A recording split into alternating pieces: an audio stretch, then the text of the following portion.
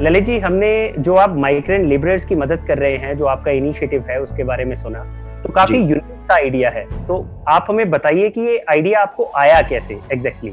और किस तरह से आप माइग्रेंट लेबरर्स की जो है वो मदद कर रहे हैं? हम लोग उद्देश्य फाउंडेशन और इवारा फाउंडेशन मिलकर जो प्रवासी मजदूर सड़कों पर पैदल चल रहे थे, उनके बीच में फूड डिस्ट्रीब्यूशन का काम करते थे और दूसरी जो ज़रूरी चीज़ें हैं, वो हम उन्हें मुहैया कराते थे। लेकिन उसी दौरान हमें ऐसा लगने लगा कि बात सिर्फ़ खाना देने से या ज़रूरी चीज़ें देने से पूरी नहीं होती है, क्योंकि जो मज़दूर पैदल चल रहे थे और इवन अब जो मज़दूर ट्रक्स में या बसेस पे जा रहे हैं, उनकी और बहुत सारी परेशानियाँ सफ़र के दौरान होती हैं। तो हमने सोचा कि क्या ये पॉसिबल है कि हम उनके लिए एक छोटा-सा कॉल सेंटर टाइप कुछ सेटअप कर सकें।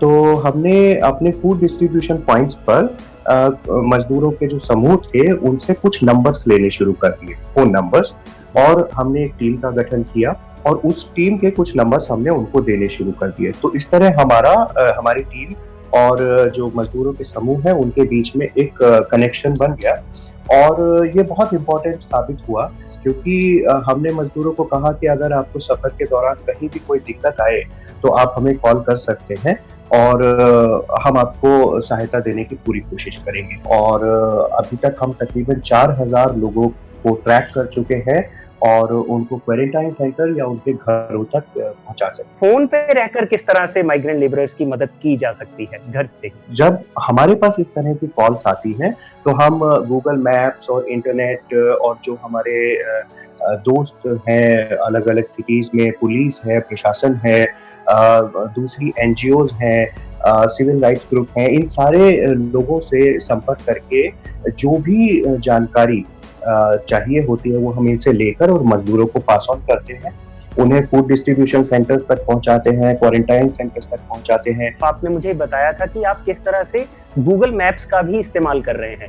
तो जी। वो एग्ज़ैक्टली आप किस तरह से कर पा रहे हैं? हम केवल इन सारी टेक्नोलॉजिकल चीज़ों को और इंटरनेट, गूगल इत्यादि को मज़दूरों की सहायता के लिए यूज़ कर रहे हैं। देखिए, जब हम कहीं फँस जाते हैं, तो हम भी इसी तरीके से अपने लिए सूचना ढूँढते हैं। हमको मोबाइल का प्रयोग करना आता है, मैप्स का प्रयोग करना आता है, प्रवासी मज़दूरों को नहीं आता। बस ये है कि हम उनके लिए ये काम करके दे रहे। एक प्रोसेस होगी पूरी, तो इस प्रोसेस से जुड़े हुए कितने लोग हैं? हमारे वॉलंटियर्स हैं, दोस्त लोगों का ही ग्रुप है और ये प्रोसेस शुरू होती है हमारे फूड डिस्ट्रीब्यूशन सेंटर से। वहाँ से हम नंबर्स कलेक्ट करते हैं। वो नंबर्स आते हैं हमारी इमरजेंसी रिस्पॉन्स टीम या जिसको ट्रैकिंग टीम हम कहते हैं, उनके पास।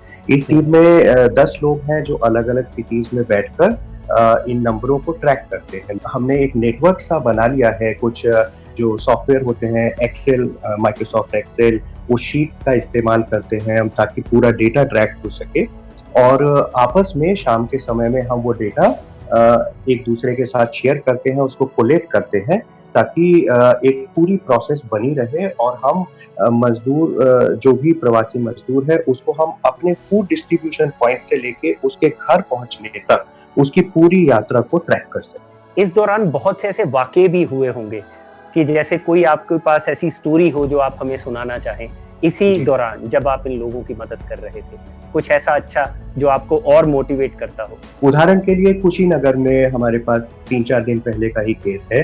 करीब 11-12 प्रवासी मज़दूर एक खुद ही बनाई गई एक वाहन में वो जा रहे थे। उन्होंने मोटरसाइकिल के पीछे सामान ढोने वाली जो रिक्शा होती है, उसको बाँध लिया था। तो वो 3 लोग मोटरसाइकिल पर बैठे थे और करीब 7-8 लोग रिक्शा में थे और वो जा रहे थे। अब ये जो चीज़ है, ज़्यादा उस वज़न को झेल नहीं सकी और बीच रास्ते में वो टूट गई।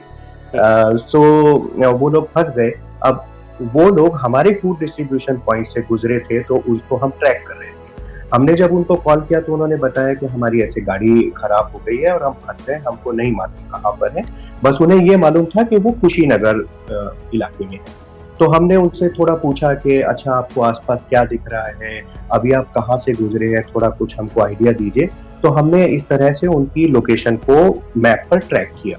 फिर हमें याद आया कि हमारे एक दोस्त हैं जो कुशीनगर में रहते हैं।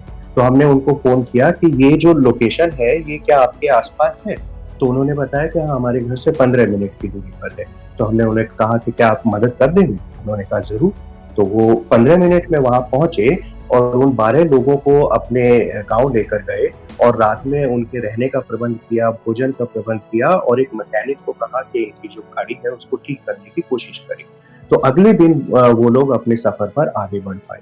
इस दौरान जब आप लेबर को ट्रैक कर रहे होते हैं, तो जी। पुलिस और प्रशासन का रवैया कैसा दिखता है आपको उनके प्रति? पुलिस का रवैया जो है वो अमूमन हमको बहुत सकारात्मक मिला है, कोऑपरेटिव मिला है। कभी-कभार ऐसी चीज़ें हो जाती हैं जहाँ पर लोग पुलिस के लोग खुद ही परेशान होते हैं बहुत सारी वजहों से, तो उनको ख़ैर मैं कोई बहुत दोष नहीं देना चाहूँगा। इस जर्नी के दौरान ये जो लोग पलायन कर रहे हैं, उसमें महिलाओं और बच्चों की स्थिति को आप कैसे देखते हैं? मतलब उनके लिए क्या चैलेंजेस हैं, जो बाकियों से बढ़कर हैं? डेफ़िनेटली बहुत अलग चैलेंजेज़ हैं महिलाओं और बच्चों के। बच्चों को अलग किस्म का भोजन चाहिए होता है, उनके लिए दूध उपलब्ध नहीं हो पाता था, तो हम सैनिटरी किट्स उपलब्ध कराते हैं महिलाओं को, बच्चों के लिए हम मिल्क पाउडर उपलब्ध कराते हैं। हमने छाछ जब से देना शुरू किया है, तो माइग्रेंट लेबर्स बहुत खुश हैं। उनको फ़ील होता है कि इतनी गर्मी के अंदर ओआरएस, इलेक्ट्रोल के पैकेट्स और छाछ जैसी चीज़ें उनके लिए वरदान की तरह साबित हो रही हैं। मैं तो ये कहूँगा कि जो लोग चाहें वो हमारे इस मॉडल को रेप्लिकेट करें, जो हमने ट्रैकिंग टीम बनाई है और लोग भी इस तरह की ट्रैकिंग टीम्स बनाएँ और इस मॉडल को रेप्लिकेट करें। और अगर आप कुछ नहीं कर पाते हैं तो मैं ये कहूँगा कि आप और कुछ नहीं तो ऐसे पहले से जो काम चल रहे हैं उनके साथ जुड़ जाइए। Thank you so much Lalit, आपने हमें समय दिया और आपके इनिशिएटिव के लिए आपको बहुत